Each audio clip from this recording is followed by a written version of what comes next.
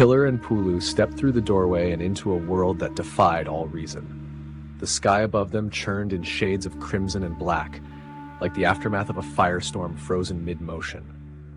The horizon rippled as though alive, and the ground beneath their feet felt both solid and shifting, like walking on the edge of a dream. The air hummed with energy, and strange structures loomed in the distance, twisting towers of light and shadow pulsating with an eerie glow.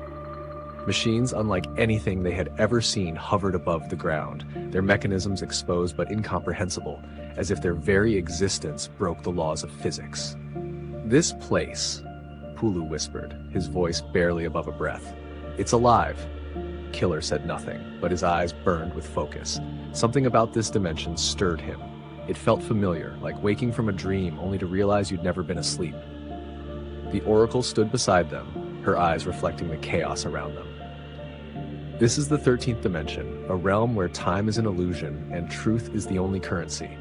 But to reach the Oracle's order, you must prove yourselves. 3 trials await you. Fail, and you remain lost. Succeed, and the path will open." Killer clenched his fists, his veins tingling as if the energy of this place was seeping into him. "We're ready." The Oracle's expression darkened. "I cannot guide you here. This realm demands sacrifice and understanding. Only you can face what lies ahead." They approached the first trial, a massive chamber lined with mirrors that reflected infinite versions of themselves. But as they stepped inside, the reflections twisted. Each mirror showed distorted memories, scenes from their past warped by fear and doubt. Pulu saw himself covered in blood, holding a weapon, and surrounded by the shadows of those he'd fought and failed to save. Killer saw himself standing alone in a graveyard, the headstones of all his loved ones all around. "This isn't real," Pulu growled, punching one of the mirrors. The glass didn't shatter, it rippled, and the image shifted to show a boy standing beside a burning tree, staring back with hollow eyes. Killer stepped closer to his reflection. "These are our demons," he said quietly, "the ones we hide from." The room began to close in, the mirrors folding inward. Killer reached out and pressed his hand against his reflection. "It's okay. You can come with us." The mirrors shattered, their pieces dissolving into light, and the door to the next trial opened. The second trial brought them to a colossal machine, its gears grinding endlessly, powered by glowing orbs suspended in glass chambers.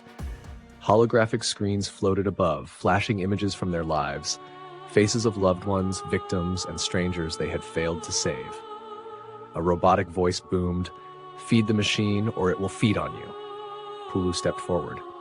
"What does it mean?" Killer's gaze locked onto one of the orbs. It flickered, showing the ghost girl's face. He gritted his teeth. "It wants us to relive the pain." Suddenly, the machine began to pull memories from their minds. Killer saw flashes of the tunnels, the lab, and the children drained of life. Pulu fell to his knees as screams echoed in his head. "No!" Killer roared. "You can't take this from us. We need the pain to grow and learn." He ripped one of the orbs free, shattering it. The machine shuddered, and the screens went dark. "That's the price," Killer said. "We keep the pain. We use it." The second door opened. The final trial led them into a labyrinth, its walls shifting and pulsing like living veins. Shadows moved within, whispering secrets and lies. Killer and Pulu pressed forward, their weapons drawn. The whispers grew louder, taunting them with voices of the lost. "You failed us. Why didn't you save me? Was it worth it?" Killer's grip tightened. The voices clawed at his mind, but something inside him fought back, a force he didn't understand, but welcomed. Pulu snarled, "Enough of this." He fired his weapon, and the shadows recoiled. They reached the labyrinth's center, where a single light shone down on a staircase leading deeper into the unknown. Killer touched his chest, feeling the unfamiliar hum of energy beneath his skin. "This place is changing you, Killer," Pulu said.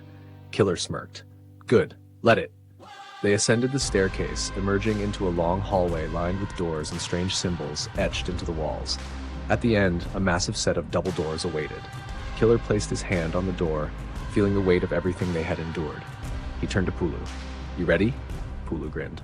"Always." The doors creaked open, revealing the Oracle's order, a chamber of light and shadow where figures cloaked in energy awaited their arrival. The journey wasn't over. It was only beginning. At the far end of the hall, an enormous throne-like structure loomed, crafted from black stone and metal wires that twisted into intricate symbols. Figures cloaked in flowing silver robes stood in formation on either side, their faces obscured by mirrored masks that reflected distorted images of Killer and Pulu. The Oracle Queen waited at the base of the throne, her gaze unwavering. "Welcome," she said, her voice echoing without volume. "You have passed the trials, but your true purpose begins now." "You are more than you know," said the Oracle Queen, her voice echoing as though it came from 1,000 mouths. "Killer, you are a fracture in the fabric of existence, a key forged in darkness to unlock what was sealed in light. Your transformation is not a curse, it is a design. You are the one." Killer shifted uneasily. "Why me? What makes me so special?" "Because you are the bridge between flesh and machine, between chaos and order. Your blood carries the code written in ancient stars, the same code used to weave the boundaries of this dimension. You come from a long line of death saints. The darkness cannot touch you completely, because it fears you. Your blood hums with power, Killer. The machine within you, the hybrid you hide, is not an accident, it's a design, a creation forged to face the shadows without losing itself. You are the only one who can walk between light and darkness and remain whole. But even you are not immune to corruption." Pulu shifted uneasily. "And if he's corrupted, then the darkness wins." Her voice rang like a bell, final and unforgiving. Killer clenched his jaw, his mechanical arm humming faintly as though answering his turmoil. "I didn't come here to lose. I came to fight. What's next?" "It will hunt you because you are the only thing it cannot consume," the Oracle Queen said. Pulu scoffed, crossing his arms. "That's great and all, but what does that mean for us now? We're no closer to finding the girl or stopping whatever's out there."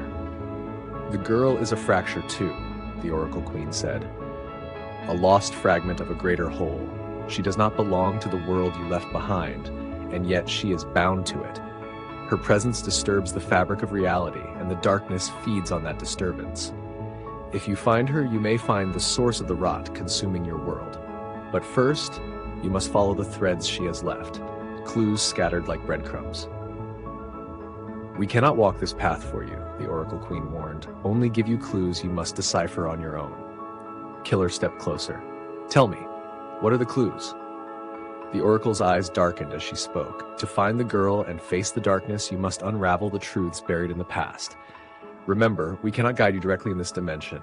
That is why we need you, Killer." Pulu crossed his arms. "We need more than riddles." The Oracle's lips curled into a faint, knowing smile. "Riddles are the language of truth. Where you don't find the answers find you. The first riddle, what is lost in the dusk must be found in the day before it was lost. The second, what was left at the end of the driveway marks on the road forward. The third, a hidden passage where footprints fade but echoes remain all the way to the next road over." Killer's eyes fixed on the Oracle Queen. It stirred something primal within him, a memory he couldn't place, a truth he couldn't name. "We'll find her," he said, his voice low and steady, "and we'll finish this." The Oracle stepped aside as a massive doorway unfurled before them, leading to darkness. "May the light sharpen your blade," she said, "and may the darkness fear your name." Killer and Pulu stepped through the threshold, the weight of their mission pressing down like chains. Behind them, the Oracle's light dimmed, leaving them to face the trials ahead, where every step toward the truth would come at a cost, and survival was only the beginning.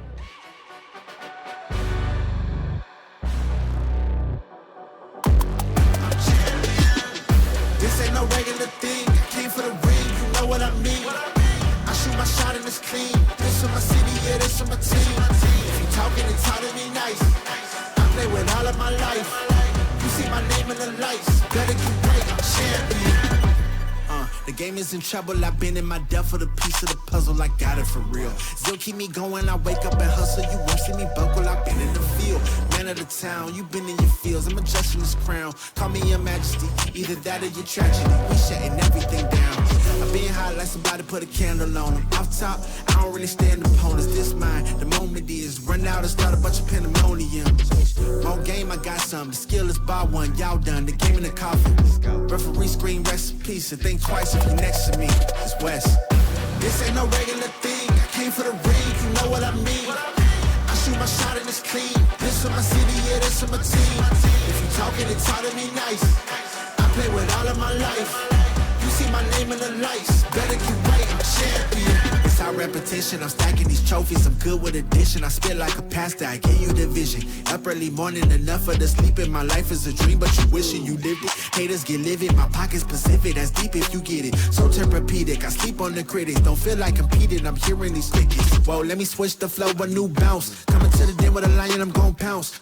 Know I've been a king for a while. Got a ring and a crown, that's the bling with the blow. What the team is about, champions. You can tell by the ambience of this sound. Referee scream, rest in peace, and think twice if you never see me, it's no doubt. This ain't no regular thing, I came for the ring, you know what I mean.